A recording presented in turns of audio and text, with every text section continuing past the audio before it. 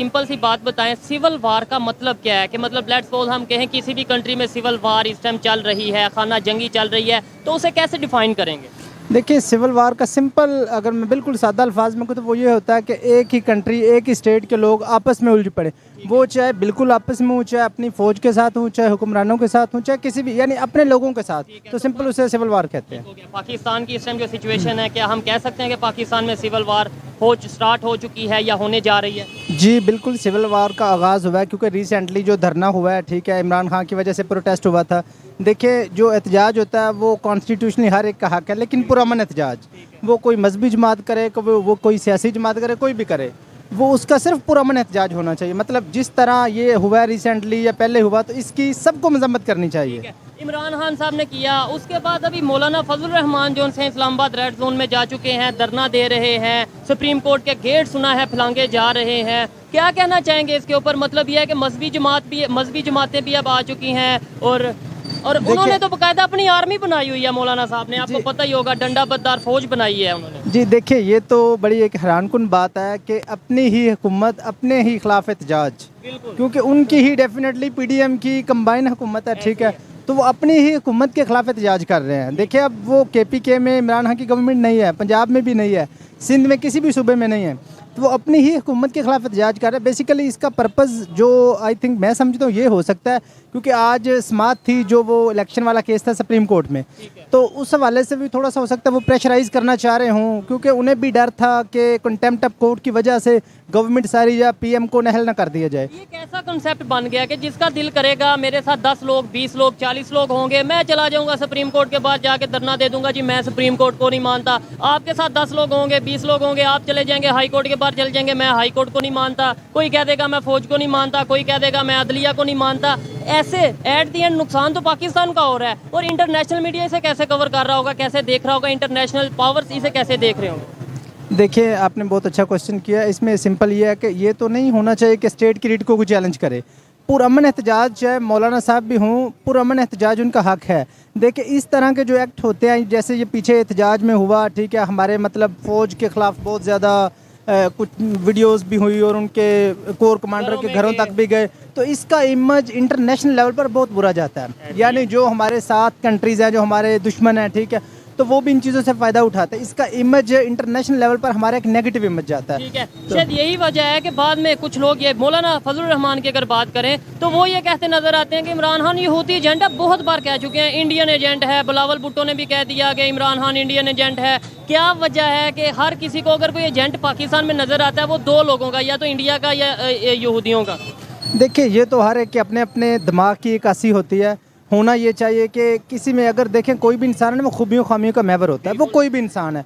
अगर इंसान बिल्कुल परफेक्ट हो जाए तो ये मुमकिन नहीं वो फरिश्ता हो जाएगा, ठीक है, तो कोई भी इंसान है उसमें खूबियाँ खामियाँ, तो पॉजिटिविटी के साथ क्रिटिसिज्म करना चाहिए। अगर उसके अंदर कोई खामियाँ हैं तो उसको क्रिटिसाइज़ करना चाहिए, लेकिन इसलिए करना चाहिए कि इस निज़ाम को बेहतर किया जा सके, ठीक है, कि हम बेहतरी की तरफ जाए। देखिए, हम डिफ़ॉल्ट होने के करीब है, इनफैक्ट हम हो चुका है, लेकिन फिर भी अगर ऑफिशियली अनाउंस नहीं हुआ तो हम करीब है। मैं आपके चैनल की वसातत से ये पैगाम देना चाहूँगा आला अथॉरिटीज़ को कि एटलीस्ट मुल्क कौम के लिए एक प्लेटफॉर्म पर सब इकट्ठे हो जाए, ठीक है, कम अज़ कम मुल्क का सोचे। देखिए, अवाम बेचारे भूखे मर रहे हैं, आज इन्फ्लेशन नियर टू 50% पे पहुंच गया, ठीक है। सिचुएशन में आप इंटरनेट को बंद करते हैं और कितना 2-3 दिन में तकरीबन 250 मिलियन का जो सा वो नुकसान हो चुका है, और ये बहुत ज़्यादा अफसोसनाक बात है पाकिस्तान के लिए, पाकिस्तानी यूथ के लिए।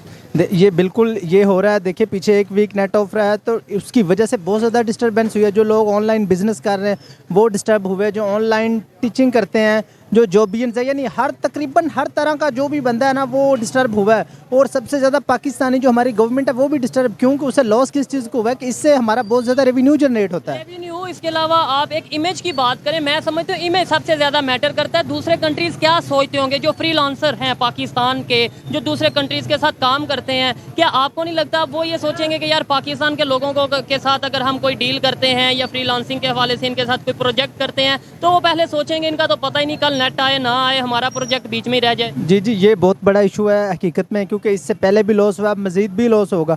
और जो लोग इंटरनेशनल ट्रेड कर रहे हैं अमेज़ोन के थ्रू, जिससे हमें रेवेन्यू जनरेट होता है, इसका बहुत ज़्यादा नुकसान होगा। और इसी वजह से जो पाकिस्तान के अंदर पढ़े लिखे लोग हैं, ब्रेन ड्रेनिंग क्यों हो रही है, इसी वजह से हो रही है कि इधर किसी को कोई पता ही नहीं है ठीक है।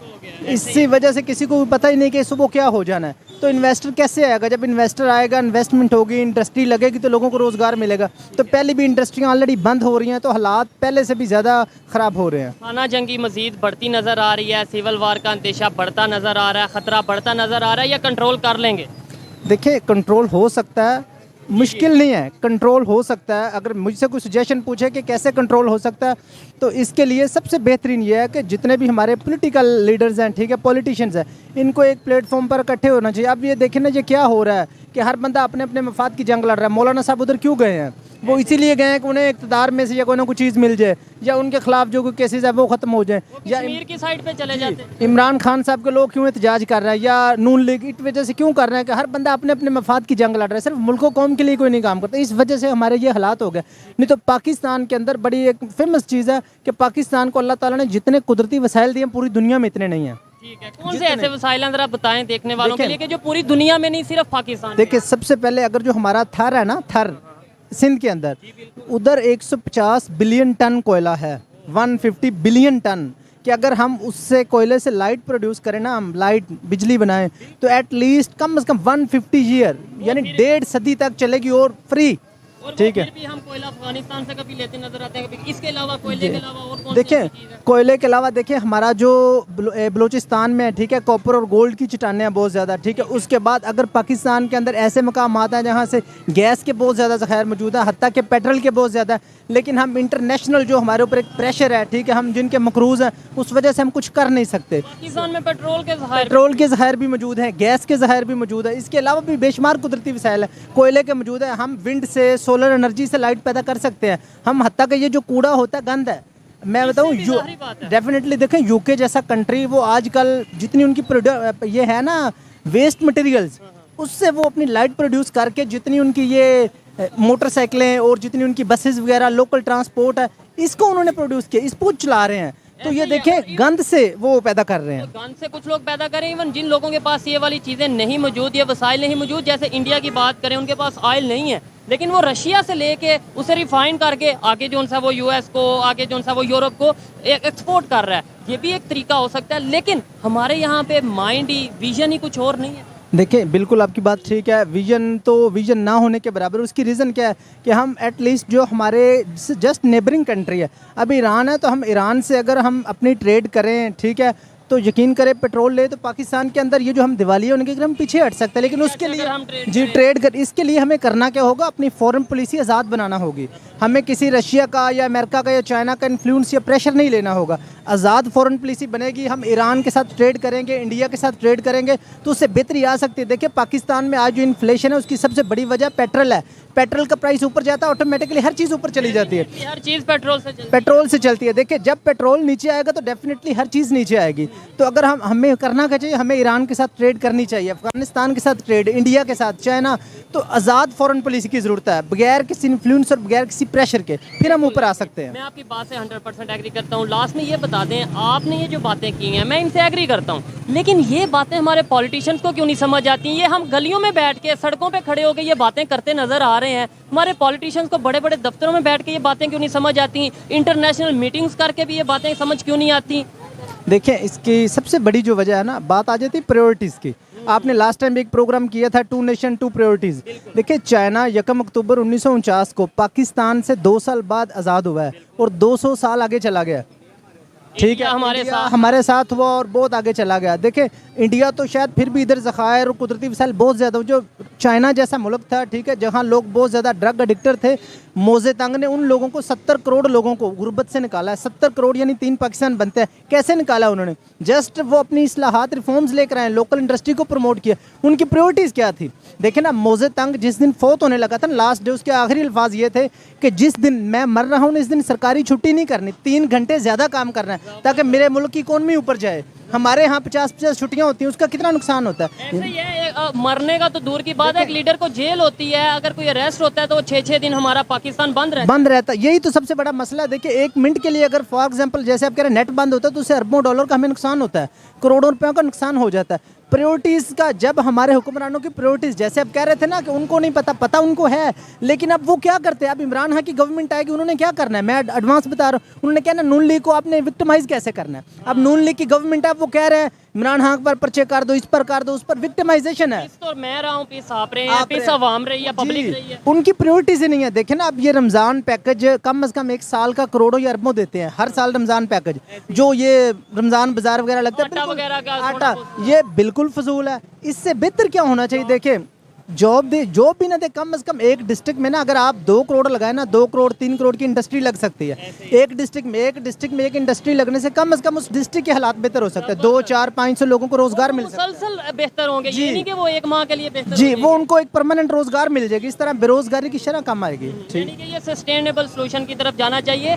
और यही सोच जब हमारे पॉलिटिशियंस में आएगी, यही सोच जब हमारी पार्लियामेंट में आएगी, चेंज तभी आएगा। बहुत अच्छा लगा, इनसे पहले भी बात की थी, अभी भी बात की, एक एनर्जी नजर आई इनके अंदर। ऐसी अगर यूथ होगी तो ही बेहतर आएगी। लास्ट क्वेश्चन मुझे ये बताएं कि क्या आपको लगता है कि अभी भी कोई टाइम मौजूद है, यानी कि अब पानी जो सा वो सर से गुजर चुका है, अब हम पाकिस्तान वाले बेहतरी की तरफ नहीं जा सकते, या अभी टाइम है? नहीं, देखें, कभी भी मेरा तो ज़ाती तौर पर भी ये रहा कि इंसान को कभी भी मायूस नहीं होना चाहिए। एक English writer Ernest Miller Hemingway, वो कहता है कि man is not made for defeat. इंसान शिकस्त के लिए बना ही नहीं। A man can be destroyed but not be defeated. वो तबाह हो सकता है लेकिन उसे शिकस्त नहीं दी जा सकती। देखिए, मैं वही कह रहा हूँ ना कि इंसान शिकस्त के लिए नहीं बना, अभी भी कुछ भी नहीं हुआ। सिर्फ क्या है कि बात प्रायोरिटीज़ की आती है कि जो बंदा साहिब इक़्तिदार है उसकी प्रायोरिटीज का डिपेंड करना है कि उसकी पावर में है, जिसके पास अथॉरिटी है कि वो क्या करता है। वो अपनी ब्यूरोक्रेसी को ठीक करता है, वो ग्रास रूट लेवल पर चीज़ें लेकर आता है कि आम बंदे तक हर चीज़ पहुंचती है। अब देखें ना, $1 अरब अगर हमें मिलता है IMF से या वर्ल्ड बैंक से, ठीक है, 1 अरब, तो वो आम आदमी तक उसका 10% भी नहीं पहुँचता। ये एक रियलिटी है। जहाँ जहाँ तक जैसे जैसे डिवाइड होते हैं आपको भी पता होगा। तो ये सबसे बड़ी रीज़न है। हम क्या हो रहा है कि एक पाकिस्तानी, हम आम मैं पाकिस्तानी पैदा होते 2-3-4 लाख का मकरूज़ है। जितने हमारे सियासतदान हैं, इनके बेटे क्यों नहीं मकरूज़ है? ये आज तक किसी पाकिस्तानी ने सवाल किया? बिल्कुल यही बात। और फिर अगर इन जैसी सोच है लोगों में, तो वो आगे पॉलिटिक्स में आना भी चाहें तो नहीं आ पाएंगे। उसकी रीज़न ये, वो कहते हैं कि पहले अपने पेट को पालना। जाहिर बात है, यहाँ पे हर एक दौड़ लगी है, जॉब, डिग्री के फौरन बाद जॉब की टेंशन बन जाती है। बिल्कुल ऐसे ही इसमें कोई, देखें ना, अब ये कोविड की वजह से 2 साल हमारे जैसे लोगों के वेस्ट हो गए, जो डिग्री होल्डर्स हैं, ठीक है, जो जॉब की तलाश में मेहनत कर रहे हैं, सीट्स नहीं आ रही। सीट में आप पाकिस्तान की बेहतरी का सोचेंगे कि अपने घर की और अपनी जेब की बेहतरी का?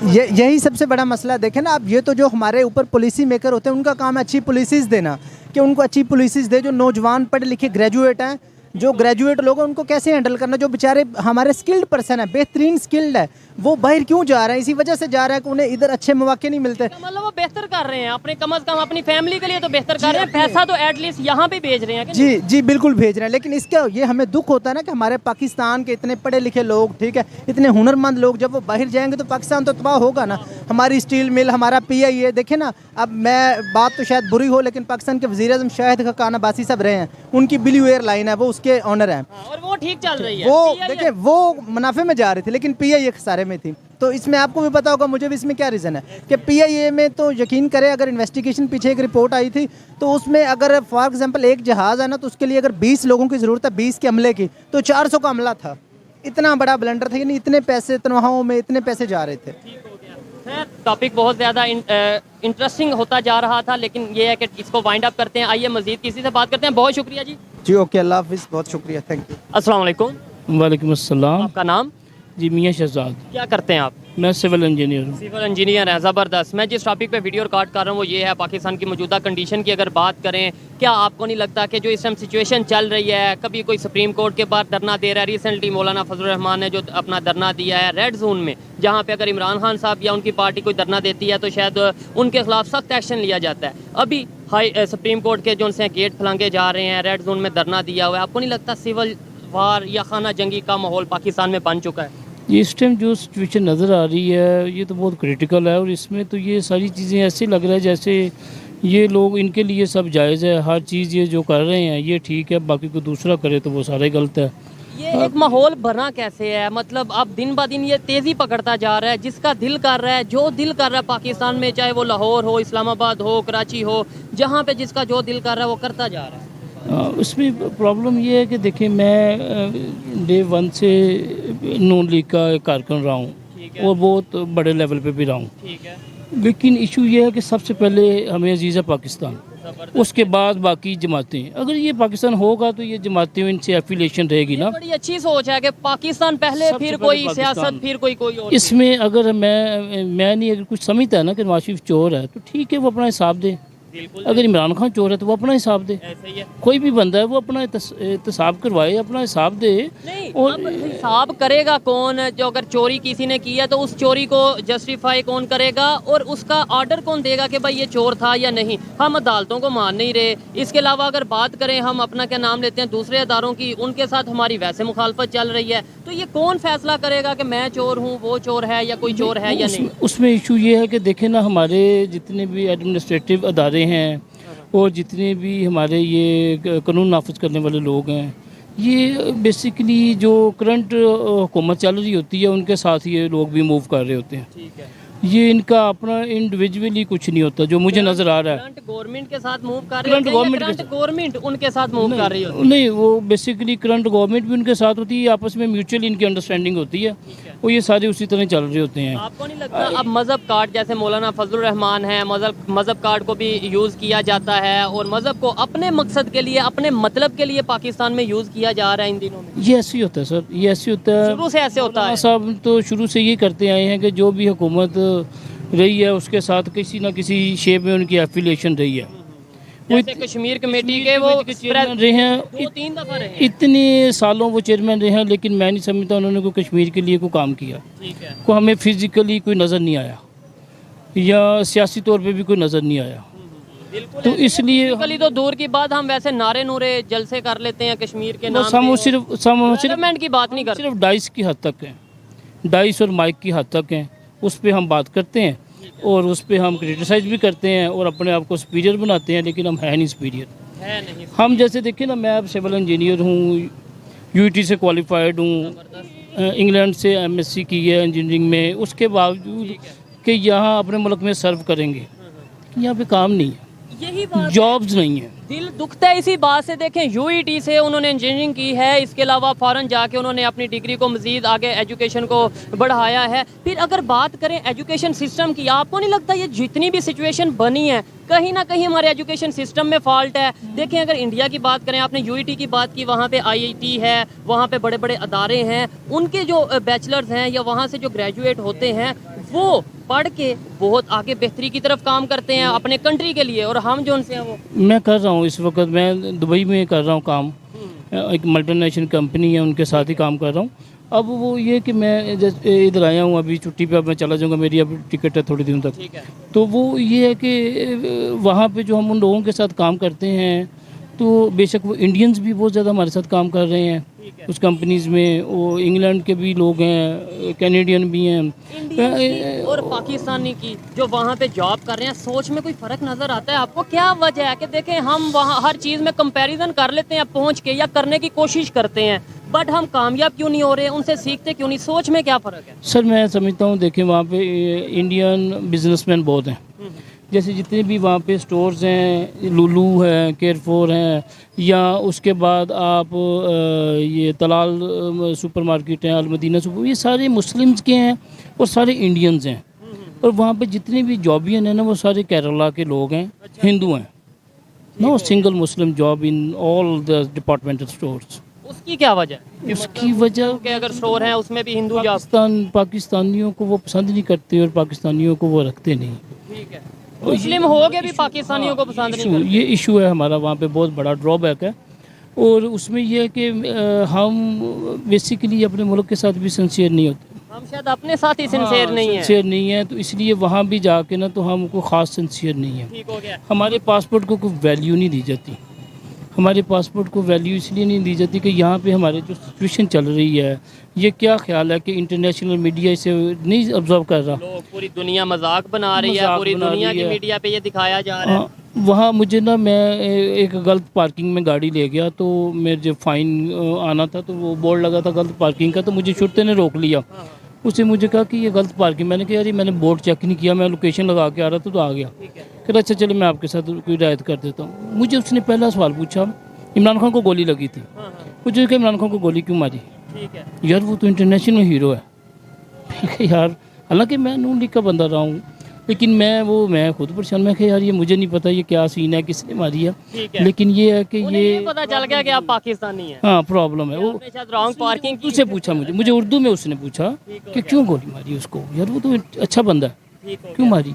लेकिन ये है कि मैं समझता हूँ कि ये कुछ ना कुछ इसका सोल्यूशन, हम सिर्फ टीवी पे आते हैं और अपने रेटिंग के लिए और पॉइंटों के लिए और सिर्फ अपनी बात करते हैं और चले जाते वो हैं। चले जाते हैं, बाहर हम सारे इकट्ठे हैं। नहीं लेकिन देखिए हम बात ही कर सकते हैं ना, अब मैं या आप बात करें, आप बात के अलावा प्रैक्टिकली क्या आपके ख्याल हमारे में पास तो प्रैक्टिकल करने के लिए है भी तो नहीं। यही चीज लेकिन ये जो असम्बलियों में बैठे हैं या जो इधर ये अदारों में बैठे हैं, ये लोग इम्प्लीमेंट भी करवा सकते हैं। बिल्कुल ऐसे ही है। हम इम्प्लीमेंट नहीं कर सकते, हम तो बात ही कर सकते हैं, फ्यूचर में कोई बेहतरी हम नजर अपनी को नाकस राय दे सकते हैं। राय दे सकते हैं। लेकिन ये कि ये जो इम्प्लीमेंट करने वाले लोग हैं ये बैठे हुए हैं, ये इम्प्लीमेंट कर सकते हैं। जुडिशरी इम्प्लीमेंट करवा सकती है, हमारी आर्मी इम्प्लीमेंट करवा सकती है, हमारी की अदालतें उम्मीद, कोई implement करवा चेंज की सकते हैं। उम्मीद नजर आती है या नहीं? अभी तो फिलहाल नहीं नज़र आ रही, मुझे नहीं लगता जब तक फिर इलेक्शन ना हो, को आगे कोई सिस्टम नज़र आए, फिर इलेक्शन कोई कभी आदमी करवा दे तो मेरा ख्याल कोई अच्छी गवर्नमेंट बन के किसी की भी आ जाए, किसी की भी आए, किसी की भी आए, फिर पाकिस्तान के लिए इलेक्शन बेहतरी होनी चाहिए, सबसे पहले पाकिस्तान, उसके बाद ही पब्लिक की ओपिनियन है या ख्वाहिश है, उसके मुताबिक उसके लीडरशिप मुताबिक। आए, उसके मुताबिक ही गवर्नमेंट आए। मुताबिक गवर्नमेंट है ये सारी। अच्छा लगा बात करके, आइए मजीद किसी से बात करते हैं। अस्सलाम वालेकुम। वालेकुम सलाम जी। आपका नाम? नदीम जी। नदीम भाई क्या करते हैं? मैं जी स्पेयर पार्ट का काम करता स्पेयर पार्ट का काम करते हैं। इस टाइम जो पाकिस्तान की कंडीशन है कि हर जिसका दिल कर रहा है, कोई सुप्रीम कोर्ट के बाहर जाके धरना दे रहा है, कोई हाई कोर्ट के बाहर जाके धरना दे रहा है, कोई कुछ कर रहा है, कोई कुछ कर रहा है, कोई कोर कमांडर के घर को जाके जला रहा है। क्या कहना चाहेंगे? सिविल वार की तरफ नहीं जाता नजर आ रहा, खाना जंगी नहीं पाकिस्तान में नजर